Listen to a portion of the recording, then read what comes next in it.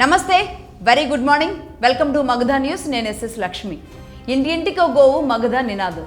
ఇక ఇవాల్టి టాపిక్లోకి వెళితే, సరిగ్గా ఇరాన్ అమెరికా సీజ్ ఫైర్ ప్రకటించి ఇవాళ అర్ధరాత్రికి 15 రోజులు ముగుస్తుంది. సరిగ్గా 2 వారాలు ఇవాల్టితో కంప్లీట్ కాబోతుంది. నిన్నటితోనే ఏం జరగబోతుంది, 14వ రోజు చేరుకునే వరకే మరి చర్చలకి కూర్చోబోతున్నారా అని అందరూ ఆసక్తిగా ఎదురు చూస్తున్నారు. నిజానికి చివరి రోజు మళ్ళీ 2వ దఫా చర్చలకి సిద్ధమయ్యినాయి 2 దేశాలు కూడా.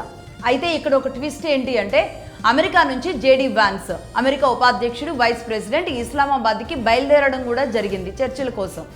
కానీ ఇక్కడ ఇరాన్ ట్విస్ట్ ఇచ్చింది. చర్చలకి మేము రావడం లేదు అని చెప్పేయడం జరిగింది. 2వ దఫా చర్చలకి ఇరాన్ రావడం లేదు. సరిగ్గా యుద్ధానికి సీజ్ ఫైర్ ప్రకటించిన తర్వాత 8వ తారీఖు సీజ్ ఫైర్ ప్రకటిస్తే 11, 12 తారీఖుల్లో ఇస్లామాబాద్లో ఇరాన్ అండ్ అమెరికా చర్చలు జరపడం మనందరికీ తెలిసిందే. ఆ తర్వాత 2వ దఫా చర్చలకి వెళుతున్నాము అని కానీ, వెళ్ళాలి అని కానీ అమెరికా అధ్యక్షుడు ఏ మాట మాట్లాడకుండా, ఇరాన్ కూడా ఏ మాట మాట్లాడకుండా ఇరాన్ మీదకి యుద్ధ సైన్యాన్ని పంపిస్తున్నాం, 50,000 మందిని మేము పంపిస్తున్నామని అమెరికా అధ్యక్షుడే ప్రకటించేసుకున్నారు. హర్మూజ్ దగ్గర అతిపెద్ద యుద్ధం చేయడానికి సిద్ధంగా ఉన్నామని చెప్పారు. మరి ఇప్పుడు ఏం జరిగింది?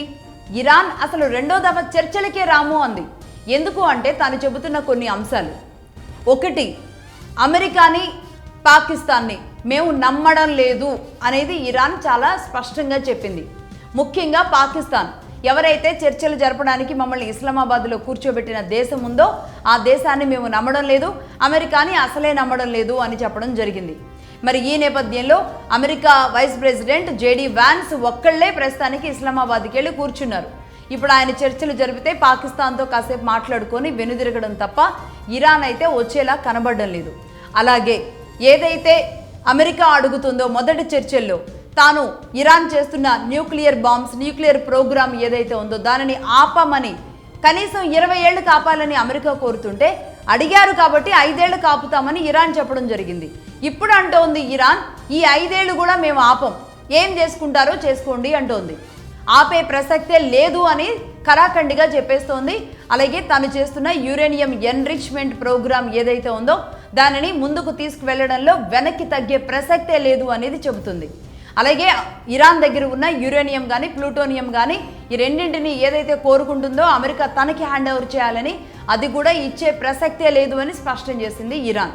సో మొత్తంగా తన బలం కోసం తన ఆయుధాలను తయారు చేసుకోవడం తాను సిద్ధం, అందులో వెనక్కి తగ్గేది లేదు అనేది ఒక క్లారిటీ అయితే పూర్తిగా ఇచ్చేసింది.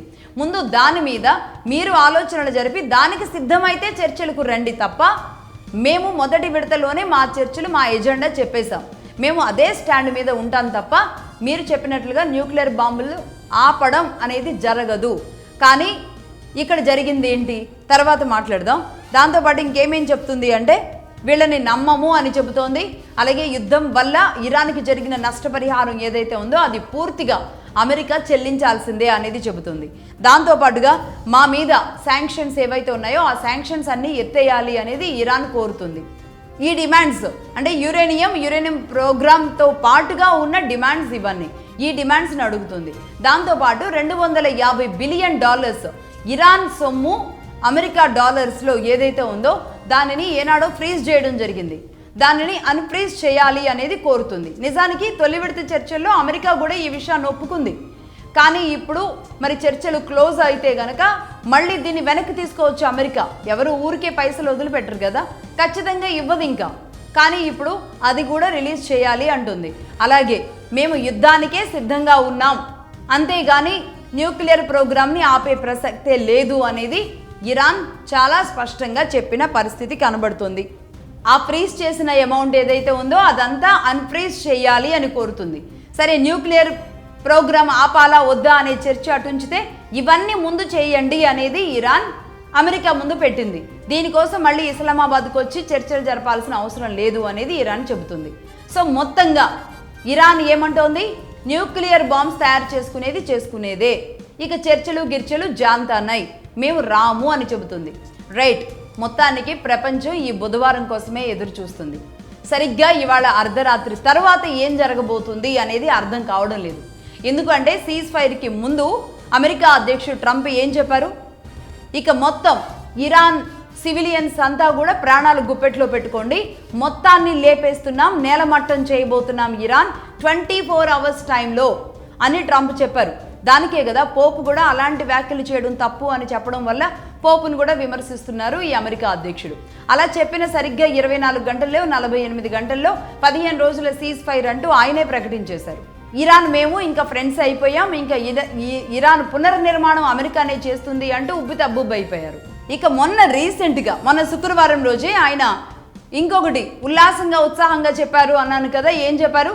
ఇరాన్ ఒప్పేసుకుంది, ఇరాన్ తగ్గింది, అయినా సరే నేనే దళాలను పంపిస్తున్నాను, ఇరాన్ మొత్తం కూడా సరెండర్ అయిపోయింది, యురేనియం కూడా మాకు అప్పగించేస్తానంది అని మొత్తం ప్రపంచ దేశాలు అన్నీ చూస్తూ ఉండగా అదే వైట్ హౌస్ లాన్లో ఉండి మరీ చెప్పారు అమెరికా అధ్యక్షుడు ట్రంప్. ఇది ఎంత ఘోరం అంటే ఆ రోజు కూడా చెప్పాం, ఇరాన్ అక్కడ ఒప్పుకోలేదు, ఇరాన్ దాన్ని ఖండిస్తోంది అని. అయినా సరే ఈయన ఇలాంటి వ్యాఖ్యలు చేస్తారు ఒక అమెరికా అధ్యక్షుడు అయ్యుండి. ఇప్పుడు ఆయన తల ఎక్కడ పెట్టుకుంటారు? నిజంగా పాకిస్తాన్ ఎక్కడ పెట్టుకుంటుంది తన తల? ఏమైనా అంటే వీళ్ళు ఈ 2 దేశాలని నేను నమ్మడం లేదు అని ఇరాన్ చెప్పింది అంటే ఈరోజు ప్రపంచ దేశాల్లో పాకిస్తాన్ పరిస్థితి ఏంటి, అమెరికా పరిస్థితి ఏంటి? ఇది సిచ్యువేషన్. సో మొత్తానికి ఇరాన్ అయితే చర్చలకు వెళ్ళను అని చెప్పింది. ఏమో ఇప్పుడు నేను చెబుతున్న సమయానికి ఇంకా కొన్ని గంటల తర్వాతకి పరిస్థితి ఏమైనా మారింది అనుకోండి, ఇరాన్ చర్చలకి వెళ్ళొచ్చు. లేదు అంటే మనకు అందుతున్న పూర్తి మగధ ఎప్పుడు పూర్తిగా డీటెయిల్స్ తీసుకునే ఇస్తుంది. అది అమెరికా నుంచైనా, ఇరాన్ నుంచైనా, ఇజ్రాయెల్ నుంచైనా సరే యుద్ధానికి సంబంధించి. ఇరాన్ అయితే ఎట్టి పరిస్థితుల్లో అడుగు కూడా ముందుకు వేయడానికి ఈ చర్చల విషయంలో సిద్ధంగా లేదు అనేది మనం ఖచ్చితంగా చెప్పొచ్చు. మేబీ ఛాన్సెస్ ఆర్ ఎక్కడో 0.1% కూడా మనం 100 అనుకోలేం. కాబట్టి ఇది ఎక్కడైనా ఛాన్స్ ఉన్నా సరే ఒకవేళ వెళ్తే ఇస్లామాబాద్కి వెళ్ళొచ్చు. బట్ కానీ వెళ్ళినా సరే ఇదే విషయాలు చెబుతుంది. ఎట్టి పరిస్థితుల్లో ఈ న్యూక్లియర్ ప్రోగ్రామ్ని ఆపే విషయంలో వెనక్కి తగ్గేలా అయితే ఇరాన్ లేదు. ఇక నెంబర్ 2 యువాన్ కరెన్సీ అంతర్జాతీయ మార్కెట్లో అడుగులు వేస్తోంది. ఇంటర్నేషనల్ మార్కెట్లో తన ఆధిపత్యాన్ని పెంచుకోవడానికి 60 to 70% వైపుగా తన ఆధిపత్యాన్ని మార్చుకోవడానికి అడుగులు వేస్తోంది. యువాన్ కరెన్సీ ఎవరిది? ఏషియాది, చైనాది. సో అంటే ఇక్కడ ఏంటి, యూరప్ పవర్ ఏదైతే ఉందో అది ఏషియాకి ట్రాన్స్ఫర్ అవుతుందన్నమాట. అంటే డాలర్ పతనం అనేది మొదలైందన్నమాట. నిజానికి ప్రపంచ మార్కెట్లో డాలర్ది 80 to 90% ట్రాన్సాక్షన్ అంతా డాలర్తోనే జరుగుతూ ఉంటుంది. కేవలం ఈ డాలర్తోనే కదా వీళ్ళ పెత్తనాలంతా కూడా, ఈ డాలర్లను అమ్ముకునడం వల్లే కదా వీళ్ళ పెత్తనం. ఇప్పుడు డాలర్ పతనం అనేది మొదలైంది. ఎందుకంటే యువాన్ చైనా తన కరెన్సీ వాల్యూని పెంచుకుంటూ అనేక దేశాలతో సేమ్ యువాన్తో అంటే వాళ్ళ కరెన్సీతోనే ట్రాన్సాక్షన్స్ పెంచుకుంటూ వెళ్ళింది. అప్పుడు ఏమైంది, డాలర్ అవసరం లేకుండా ఉంటుంది. ఇంకొక మనందరికీ సంబంధించిన గుడ్ న్యూస్ ఏంటి అంటే ఇదే రూట్లో ఇదే స్థాయిలో రూపాయి కూడా అడుగులు వేస్తోంది. ఇది వాస్తవం. నిజానికి ఈ మాట డాలర్తో భారత్ యుద్ధం అని మనం ఏదైతే ఎర్ర జర్నలిజంలో చెప్పడం జరిగిందో ఆనాడు అందరూ నిజంగా మీకు తెలిసే మాట్లాడుతున్నారా అని మాతో విభేదించారు, మమ్మల్ని వ్యతిరేకించారు, మీకు అసలు దీని మీద అవగాహన లేకుండా మాట్లాడుతున్నారు అన్నారు. కానీ దీనిని ఆనాడే చెప్పడం జరిగింది. డాలర్ పతనం జరగబోతోంది, బ్రిక్స్ కరెన్సీ రాబోతోంది, బ్రిక్స్ కరెన్సీ దేశాలుగా ఈరోజు అన్ని దేశాలని కూడగట్టుకుని భారత్ అడుగులు వేస్తోంది. సైలెంట్గా మన రూపాయిని ఈరోజు ప్రపంచ దేశాల్లో నిలబెట్టడానికి మోడీ సర్వ ప్రయత్నాలు, తన సర్వ శక్తుల్ని కూడా ఇక్కడ ఆయన ప్రయోగిస్తున్నారు అనేది ఆనాడు చెప్పడం జరిగింది. దాన్ని అందరూ విభేదించారు. రైట్, సరే, అంతవరకు అర్థం చేసుకున్న వాళ్ళు అనేక మంది అర్థం చేసుకోగలిగారు. కానీ కొంతమంది ఉంటారు వాళ్ళ బుర్రలకి ఎక్కదు. ఎందుకంటే భారత్ మీద గౌరవం లేక ఎప్పుడు భారతే పతనం వైపు వెళ్ళాలి అని కోరుకునే వాళ్ళు ఉంటారు.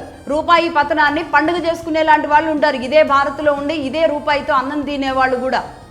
వీళ్ళెవరు వీళ్ళ మనసులో ఒప్పుకోవు, అంగీకరించో అసలు రూపాయి ఎదుగుతుంది అని మనసులో కూడా వాళ్ళు ఆ సంతోషాన్ని కూడా యాక్సెప్ట్ చేయలేరు, ఆ నిజాన్ని కూడా యాక్సెప్ట్ చేయలేరు. బట్ అలాంటి వాళ్ళు వ్యతిరేకిస్తున్నారు. అలాంటి వాళ్ళకి గుర్తు చేస్తున్నాను నేను ఇక్కడ. రైట్, అలాగే యుద్ధం ప్రారంభమైన తర్వాత కూడా మగధా న్యూస్ చెప్పడం జరిగింది. యుద్ధం తర్వాత జరగబోయే 6 అంశాలు. ఇది కేవలం ఇరాన్ మీద జరుగుతున్న ఇజ్రాయెల్ అమెరికా దాడి మాత్రమే కాదు, ఈ యుద్ధం తర్వాత ప్రపంచంలో రాబోయే 6 మార్పులు అనేది ఆనాడు నేను చెప్పడం జరిగింది. యుద్ధం ప్రారంభమైన వారానికే చెప్పడం జరిగింది. వీలైతే ఆ క్లిప్ కూడా నేను మళ్ళీ ప్లే చేస్తాను, చూడండి.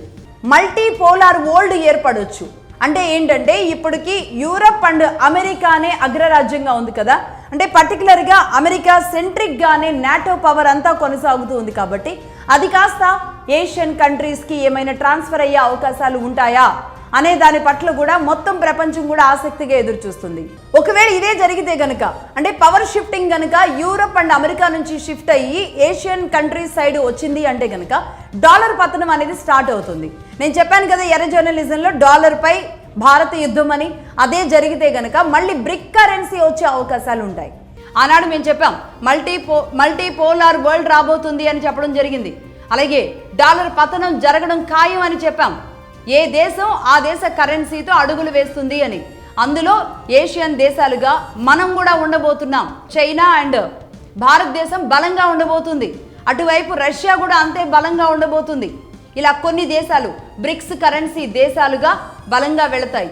అలాగే నిజానికి ఇప్పటికే 18 దేశాల్లో రష్యా కానీ, యుఏఈ కానీ, సింగపూర్ కానీ ఇలాంటి చోట్ల అంతర్జాతీయ వాణిజ్య లావాదేవీలు ఏవైతే ఉంటాయో, ఇంటర్నేషనల్ బిజినెస్ డీల్స్ ఏవైతే ఉంటాయో, ఇవన్నీ కూడా బిజినెస్ ట్రాన్సాక్షన్స్ ఏవైతే ఉంటాయో ఇవన్నీ కూడా రూపాయితోనే మనం జరుపుతున్నాం. రూపాయి మారకంతోనే జరుపుతున్నాం. ఇంకా డాలర్తో పోల్చుకోవాల్సిన అవసరమే లేదు. ఇంకా ఈ లెక్కలేసే వాళ్ళందరూ డాలర్ దగ్గర ఆగున్నారు. రూపాయి పతనం అని మాట్లాడుతున్న వాళ్ళ కళ్ళు ఈరోజు నిజంగా పచ్చగా మారుతాయన్నమాట. రైట్. దీంతో పాటు 60కి పైగా దేశాలు ఇక్కడ స్పెషల్గా రూపాయితో వాస్ట్రో అకౌంట్స్ తెరిచాయి. అంటే దీనివల్ల డాలర్ అవసరమే లేకుండా నేరుగా రూపాయితోనే మనం చెల్లింపులు జరుపుతాం. 60 దేశాల్లో మనం వాస్ట్రో అకౌంట్స్ తెరిచాం. అంటే రూపాయితోనే మనం మాట్లాడుకుంటాం. ఏ దేశానికి వెళ్ళినా ఇంకా డాలర్స్లోకి మార్చుకోవడం, ఆ డాలర్స్ పట్టుకొని మాత్రమే తిరగడం ఈ అవసరం లేదు. ఏ దేశాల్లోకి వెళ్ళినా మన రూపాయిలే హ్యాపీగా ఇచ్చేయచ్చు. ఇది వినడానికి ఎంత ఆనందంగా ఉంది చెప్పండి. ఇది గుడ్ న్యూస్ కాదా మరి?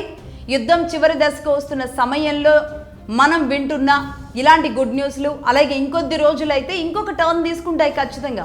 ఇంకా ఇవి మంచి మంచి వార్తలుగా మన జనరేషన్లోనే ఇదే డాలర్ పతనం అంటే డాలర్ కాకుండా మన రూపాయల్లోనే మనం మార్చుకునేలాంటి మన గొప్పతనం అనేది ప్రపంచ దేశాలకి మనం చెప్పేలాంటి పరిస్థితులు రాబోతున్నాయన్నమాట. సో మొత్తంగా అమెరికాతో కాస్త విభేదించడానికి సిద్ధంగా ఉంది యుఏఈ. జీసీసీ కూడా అదే దారిలో ఉంది. గల్ఫ్ కోఆపరేటివ్ కౌన్సిల్, జీసీసీ దేశాలు, గల్ఫ్లో ఉన్న దేశాలు, యుఏఈ దేశాలు అన్నీ కూడా ఇటు భారత్తో, చైనాతో, రష్యాతో డైరెక్ట్గా మన కరెన్సీలతోనే వ్యాపారాలు చేయడానికి సిద్ధంగా ఉన్నాయి. బ్రిక్స్ కరెన్సీని కూడా మేము సపోర్ట్ ఇస్తాము అనేది స్వయంగా చెబుతున్నాయి యుఏఈ అండ్ జీసీసీ దేశాలు. రైట్. అంటే మొత్తంగా అమెరికాని ఇంకా ఒక రకంగా దూరం పెట్టడానికే సిద్ధమైనట్టుగా తెలుస్తోంది. అటు ఏదైతే గల్ఫ్ దేశాలను చూసి ఇప్పటి వరకు పొంగిపోయిందో, నాటోలో కూడా రేపు దూరం అయితే కనుక ఇక అది పోయే ఇది పోయే అన్నట్టుగా ఉంటుంది. సో మొత్తానికైతే అమెరికాకి శత్రువుగా ఉండడం ప్రమాదకరం అయితే అమెరికాకి మిత్రుడిగా ఉండడం ప్రాణాంతకం అనేది అన్ని దేశాలు అర్థం చేసుకొని నిదానంగా అమెరికా నుంచి దూరం జరుగుతున్నాయి. అయితే పర్లేదు, శత్రువుగా ఉంటే ఉన్నాం, కానీ మిత్రుడిగా ఉంటే అది ప్రాణం మీదకే మొత్తం ఆ దేశమే లేకుండా చేసేలాంటి పరిస్థితి అవుతుంది. కాబట్టి మిత్రుడిగా ఉండేదానికంటే అమెరికాకి శత్రువుగా ఉండడమే బెటర్ అనే డెసిషన్కి వచ్చేసినట్టుగా ఉన్నారు. సో మొత్తంగా రెండో పాయింట్లో మనకు అర్థం కావాల్సింది, ఏషియా వైపు పవర్ వచ్చేసింది. రూపాయి కూడా ఈరోజు వడివడిగా అంతర్జాతీయంగా అడుగులు వేస్తోంది. 60 దేశాల్లో అకౌంట్స్ కూడా ఓపెన్ చేశాం. ఆల్రెడీ 18 దేశాల్లో ట్రాన్సాక్షన్స్ అన్ని రూపాయితోనే జరుగుతున్నాయి. రైట్. ఇక నెంబర్ 3, హర్మూజ్ దగ్గర ఉన్న పరిస్థితి. హర్మూజ్ దగ్గర స్టిల్ ఇప్పటికీ కూడా అదే బ్లాకేడ్ కొనసాగుతుంది. అమెరికానేమో ఇటు బలమైన ఫోర్సులు పంపించింది. ఇరాన్ కూడా అంతే బలంగా ఉంది. ఇరాన్కి సపోర్ట్గా హర్మూజ్ దగ్గరికి రష్యా దళాలు కూడా వెళ్ళి అక్కడ ఉన్నాయి. రీసెంట్గానే మొన్న ఫ్రైడేనే దాదాపుగా 50,000 ట్రూప్స్ను కూడా అమెరికా పంపించడం జరిగింది. ఈ నేపథ్యంలో అక్కడ ఏ క్షణం ఆ సముద్రంలో నుంచి శబ్దాలతో ఏ నౌక నిట్ట నిలువున చీలిపోయి అదే సముద్ర గర్భంలోకి పడిపోతుందా అని భయంగా ఉన్న పరిస్థితి అక్కడ ఉంది నిజానికి. ఎందుకు అంటే ఇక్కడ అమెరికా చెబుతోంది ఇరాన్కి సంబంధించిన 2 నౌకల్ని మేము పేల్చేశామని అమెరికా చెబుతోంది. మరొక వైపు ఇటు ఇరాన్ కూడా ఒక రకంగా సముద్రంలో మైన్స్ పెట్టుకొని ఉంది. ల్యాండ్ మైన్స్ లాగా వాటర్ మైన్స్ని పెట్టుంది, బాంబ్స్ పెట్టుంది. అంటే ఏ షిప్ అయితే అటువైపు వస్తుందో ఆ షిప్ని అక్కడికక్కడ ఎక్కడో కూర్చొని కూడా వెళుతున్న షిప్ని పేల్చేయడానికి అంత పకడ్బందీగా ఇరాన్ సముద్రం లోపలే బాంబులు పెట్టింది. దీంతో అక్కడ భయంకరమైన యుద్ధ వాతావరణం ఉంది. ఇంకా అమెరికా పైనుండి యుద్ధం చేద్దాం అనుకుంది ఇదే సముద్రం దగ్గర. అందుకే ఏరియల్గా పైనుండే గస్తీ కాసే కొన్ని విమానాలను ఇప్పటి వరకు పంపిస్తూ వచ్చింది. కానీ అసలు అమెరికా ఊహకు అందనట్టుగా సముద్రం లోపలే ఇరాన్ బాంబ్స్ అమర్చింది అంటే ఇంకా ఎలా అర్థం చేసుకోవాలి? ఈ యుద్ధాన్ని ఏ స్థాయిలో తను పకడ్బందీగా చేసుకుంటూ వెళ్ళిపోతుందో ఇరాన్, అసలు ఊహకు అందట్లా తను చేస్తున్న యుద్ధం. సో మొత్తానికి ఇది. ఈ నేపథ్యంలో అమెరికా ఇప్పుడు ఏం చేస్తుందో తెలుసా? సముద్రం లోపలికి వెళ్ళి ఆ బాంబుల్ని బయటకు తీయాలని సిద్ధపడింది. అయితే ఇక్కడ ఆర్మీ వెళ్ళారు అంటే మళ్ళీ అదొక సమస్య, అది సాధ్యమయ్యే సమస్య కూడా కాదు. కాబట్టి ఏకంగా రోబోస్ను పంపిస్తోంది. రోబోస్ని అండర్ వాటర్లోకి పంపించడానికి సిద్ధమైంది అమెరికా. సముద్రం లోపలికి ఆ రోబోస్ వెళ్ళి ఎక్కడెక్కడ ఇరాన్ అమర్చిన బాంబులు ఉన్నాయో అవన్నీ కూడా డియాక్టివేట్ చేసేయడానికి, లేదంటే వాటిని బయటికి పట్టుకొచ్చేయడానికి. రోబోస్, మనుషులు వెళ్ళినా రోబోస్ వెళ్ళినా ఇరాన్ ఊరుకుంటుందా? ఏది వెళ్ళినా జరిగే నష్టం ఇలాగే ఉంటుంది. అంటే తాను యుద్ధానికి సిద్ధపడిపోయింది పూర్తిగా. మొదటి దఫా చర్చల తర్వాతే ఇరాన్ అలా తెరిచింది, ఇరాన్ హార్మోజ్ను ఓపెన్ చేసేసింది అని ఏదైతే అమెరికా చెప్పిందో, అమెరికా ఆనందానికి సెకండ్ కూడా ఇవ్వలేదు. అసలు అమెరికా ఆనందాన్ని సెకండ్ కూడా ఉంచలేదు, వెంటనే మళ్ళీ క్లోజ్ చేసేసింది. నిజానికి అసలు ఓపెన్ చేసిందో లేదో కూడా తెలియదు. అమెరికా అధ్యక్షుడు మాత్రమే చెప్పుకున్న వార్త బయటకు వచ్చిందో లేదో వెంటనే ఇరాన్ అనౌన్స్ చేసింది, లేదు హార్మోజ్ క్లోజ్ ఉంది అని. సో ఇట్లా ఉంటుందన్నమాట అమెరికా చేసే చర్య ఏదైతే ఉందో, దాని ప్రతి చర్య కూడా ఇరాన్ నుంచి వచ్చే ప్రతి చర్యని ఎదుర్కోవడం అమెరికాకి నిజానికి చాలా కష్టసాధ్యంగా ఉంది అని చెప్పాలి. రైట్, ఇది నెంబర్ 3. ఇక నెంబర్ 4, ప్రపంచంలోని ఏ దేశాల్లో లేనంత అత్యంత బలమైన స్పై కలిగిన నిఘా సంస్థ ఏ దేశానికి ఉంది? ఇజ్రాయెల్కు ఉంది. ఇజ్రాయెల్కి సంబంధించిన మొజాద్ అనే సంస్థ ఒక బలమైన గూఢచార సంస్థ అని చెప్పొచ్చు. నిఘా సంస్థ అంటే భారతదేశానికి రాలాగా, అమెరికాకి CIA లాగా మొజాద్ అనేది ఇజ్రాయెల్కి బలమైన ఒక నిఘా సంస్థ. అసలు మొజాద్ కాన్సన్ట్రేట్ చేసింది అంటే ఏ దేశ అధ్యక్షులైనా సరే క్షణాల్లో లేపేస్తుంది. ఇది వాస్తవం. అంటే సైలెంట్గా లేపేయాలనుకుంటే సైలెంట్గా, కాదు యుద్ధం చేసి అనుకుంటే యుద్ధం చేసేలాగా టెక్నాలజీని వాడుకుంటూ తన అస్త్రశస్త్రాలు బలంగా పొందుపరుచుకున్న ఇజ్రాయెల్ మొసాద్ అనేది ఇజ్రాయెల్కే ఒక బలమైన మణిహారం అని చెప్పడంలో ఎలాంటి డౌటు కూడా లేదు. అలాంటి మొసాద్కే షాక్ ఇచ్చింది ఈరోజు ఇరాన్ IRGC. ఆ షాక్ ఏంటో చెప్పడానికి ముందు అసలు ఈ మొసాద్ చేసే పనులు ఎలా ఉంటాయో ఒకసారి చెబుతాను. 1963లో అమెరికా అధ్యక్షుడు జాన్ ఎఫ్ కెనడీని ఇదే ఇజ్రాయెల్ మొసాద్ చంపేయడం జరిగింది. అమెరికా అధ్యక్షుడిని ఎందుకు చంపేసింది అంటే, మొసాద్ అంటే నిజానికి 1949, 50 ప్రాంతాల్లో ఇజ్రాయెల్ అనే దేశాన్ని ఫామ్ చేయడం జరిగింది. ఆ ఫామ్ అయిన తరువాత కొద్ది రోజులకి అంటే 52, 53 ఇక అలా స్లోగా వాళ్ళు అందరూ ఒక చోట కూడగట్టుకొని ఆ తర్వాత ఒక ప్రధానిని ఎన్నుకోవడం జరిగింది. ఆయనే డేవిడ్ బెన్ గురియన్. ఇజ్రాయెల్ మొట్టమొదటి ప్రధాని డేవిడ్ బెన్ గురియన్. అయితే డేవిడ్ బెన్ గురియన్ ఇలా దేశం ఫామ్ అవడమే అంటే అమెరికా అండ్ UK ప్రోద్బలంతోనే దేశం ఫామ్ అయింది. ఇజ్రాయెల్ వాళ్ళ సపోర్ట్తోనే, అంటే ఫామ్ అవడం కాదు, ఆల్రెడీ వాళ్ళు ఉన్నారు. అందరూ అక్కడికి వచ్చి మీ దేశానికి ఒక ప్రాంతం అని మనం గతంలో చెప్పాను చూడండి, పాలస్తీనా నుంచి ఇజ్రాయెల్ని పార్ట్ చేసి ఇచ్చారు అని.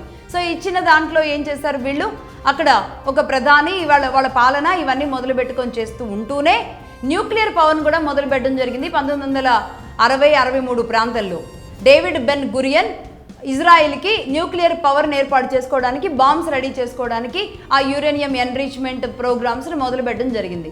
దాన్ని యథావిధిగానే ఇప్పుడు ఎలా ట్రంప్ గారు అడ్డుకుంటున్నారో అప్పుడు కూడా 63లో జాన్ ఎఫ్ కెనడీ అడ్డుకోవడం జరిగింది.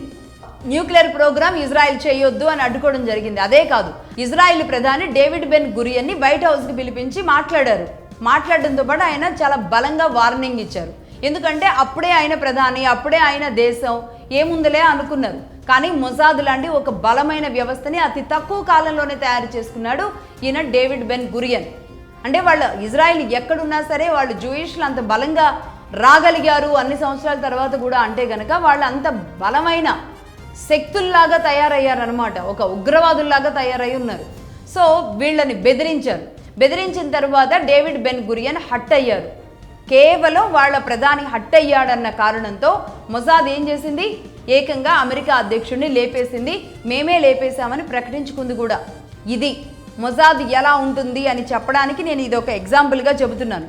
అసలు నిజానికి అమెరికానే రెజీమ్ చేంజ్ చేయడానికి అన్ని దేశాల్లో వేలు పెడుతూ ఉంటుందని మాట్లాడుకుంటాం కదా, అలాంటిది ఇజ్రాయిల్ ఏకంగా ఆ ప్రెసిడెంట్ని చంపేసి రెజీమ్ చేంజ్ చేసి తన వ్యక్తిని పెట్టుకుందనమాట ఇజ్రాయిల్ అమెరికా ప్రెసిడెంట్గా. అతడి పేరే లిండన్ జాన్సన్. ఆయన్ని ప్రెసిడెంట్ చేసింది. అయితే ఎందుకు ఆయన్ని కూడా చేసింది అంటే అతడి తల్లి జూయిష్ అనమాట. అంటే ఇజ్రాయెల్కి సంబంధించిన మహిళ. అంటే వాళ్ళ ఫీలింగ్ ఎంత స్ట్రాంగ్గా ఉంటుందో అర్థం చేసుకోండి. మన మధ్య మన వాళ్ళేమో మనందరికీ ఏదో ఈ మత ఫీలింగ్స్, క్యాస్ట్ ఫీలింగ్స్ అని మాట్లాడతారు కదా, అంతకంటే బలంగా బయట దేశాల్లో జరిగే మతంతో జరిగే మారణ హోమాలు అన్నమాట ఇవి. కేవలం జూయిష్ వాళ్ళ అమ్మ మదర్ అవ్వడం వల్ల ఆయన అమెరికాకి ప్రెసిడెంట్ అయిపోయాడు. ఇక ఆ తర్వాత మళ్ళీ అమెరికా ప్రజలు కూడా ఆయన్నే ఆ నెక్స్ట్ వచ్చిన ఎన్నికల్లో ఎన్నుకోవడం జరిగింది. ఆయనే లిండన్ జాన్సన్. సో అర్థమైంది కదా, ఇజ్రాయిల్ అనుకుంటే ఏం చేయగలదు, మొజాద్ అనుకుంటే ఏం చేయగలదో అర్థమైందా? సో అలాంటి అమెరికానే గడగడలాడించే స్థాయిలో ఉంది ఇజ్రాయిల్. మొజాద్ అనేది ఇజ్రాయిల్కి ఒక బలమైన శక్తి కవచం అన్నమాట. అలాంటి మొజాద్ ఈరోజు ఒక రకంగా ఇరాన్ IRGC ఇచ్చిన షాక్ నుంచి కోలుకోవడానికి కూడా ఇంకా టైంలోనే ఉంది, కోలుకోలేని పరిస్థితిలో ఉంది. అదేంటి అంటే మొజాద్లో ఇరాన్కి సంబంధించిన స్పైలు ఉన్నారు. దాదాపుగా వందల సంఖ్యలో ఇదే ఇజ్రాయెల్లో, ఇదే మొజాద్లో ఇరాన్కి సంబంధించిన IRGCకి సంబంధించిన స్పైలు పనిచేస్తున్నారు అన్న వార్త బయటకు వచ్చింది. దీంతో ఇజ్రాయెల్ వణికిపోతోంది. అమెరికాలో మొన్న మధ్య ఏకంగా FBI, అమెరికాకి సంబంధించిన ఇంటెలిజెన్స్ సంస్థ, అమెరికాకి సంబంధించిన డిఫెన్స్ సంస్థల్లో, డిఫెన్స్ కంపెనీల్లో ఇరాన్ IRGC స్పైలు ఎలా అయితే ఉన్నారు, రష్యా స్పైలు ఎలా అయితే ఉన్నారు అన్న వార్త ఉందో, ఈరోజు ఇజ్రాయిల్లో ఇరాన్ స్పైలు పనిచేస్తున్నారు, అది కూడా వాళ్ళ నిఘా సంస్థలో పనిచేస్తున్నారు అంటే ఇక అర్థం చేసుకోండి IRGC అండ్ ఇరాన్ ఎంత బలంగా ఎన్ని సంవత్సరాల నుంచి పనిచేసుకుంటూ వెళుతోంది. అంటే యుద్ధంకి నిజానికి ఇరాన్ సిద్ధంగా లేదు అని అనుకున్నాం, కానీ ఏ క్షణమైనా యుద్ధం జరగవచ్చు అని అమీతుల్లా ఖమేనీ సమయంలోనే తను మొత్తం దీనికి కావలసిన ఏ క్షణం యుద్ధం వచ్చినా సరే, మనం ఏదో పురాణ గాథల్లో చదువుకున్నట్టుగా ఉంది. ఈయన అసలు అమీతుల్లా ఖమేనీ మరి భీష్మాచార్యుల్లాగా కనిపిస్తున్నారు, ఇరాన్ భీష్మాచార్యుడు అనుకుంటా.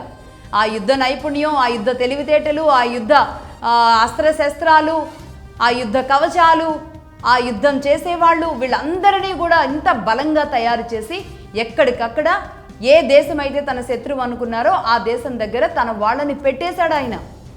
అమీతుల్లా ఖమేనీ మరణం తరువాత కూడా ఇదే అమెరికాని అష్టదిగ్బంధనం చేస్తూ యుద్ధాన్ని ఏమాత్రం తగ్గనివ్వకుండా మేము సిద్ధమే, యుద్ధానికి సై అంటూ ఏదైతే ఇరాన్ ఇంత బలంగా అన్ని వైపుల నుంచి కూడా అమెరికాని అష్టదిగ్బంధనం చేసేలాగా వెళుతోంది అంటే గనక నిజంగా అమీతుల్లా ఖమేనీ ఇచ్చిన ఆ యుద్ధ తంత్ర నైపుణ్యాలు, అలాగే ఆ యుద్ధ వీరులు ఆ దేశానికి ఈరోజు ఆ బలంగా మారారు అని మనం స్ట్రైట్గా చెప్పొచ్చు. జరుగుతున్న పరిస్థితులు, పరిణామాలు ఇవే కాబట్టి ఉన్నది ఉన్నట్టుగా చెప్పాలి అంటే ఇదే నిజం, ఇదే వాస్తవం. అమీతుల్లా లేకపోయినా తాను తయారు చేసిన ఆ యుద్ధ తంత్రం, తాను వదిలిన ఈ బాణాలే అతి బలంగా పనిచేస్తూ ఉన్నాయి ఇరాన్ కోసం.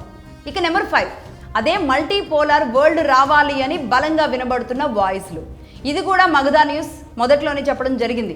ఈ మల్టీపోలార్ వరల్డ్ అంటే ఏ దేశానికి ఆ దేశానికి వాళ్ళ కరెన్సీ రూపంలో కానీ అన్ని రకాలుగా ఆ దేశాలకి వారి గౌరవం, ఎవరి కిందో ఎవరి చెప్పు చేతల్లోనూ ఉండాల్సిన అవసరం లేకుండా, పర్టికులర్గా అమెరికా దగ్గర. సో ఈ నేపథ్యంలో ఈ మల్టీపోలార్ వరల్డ్ రావాలని ఫ్రాన్స్ అధ్యక్షుడు ఆయన కోరుకోవడం జరిగింది. ఆయన ఎవరు? ఇమాన్యుయల్ మాక్రాన్. ఆయన చెప్పారు, ఆయన బలంగా ఈ వాయిస్ను వినిపించారు, అమెరికాని వ్యతిరేకించారు.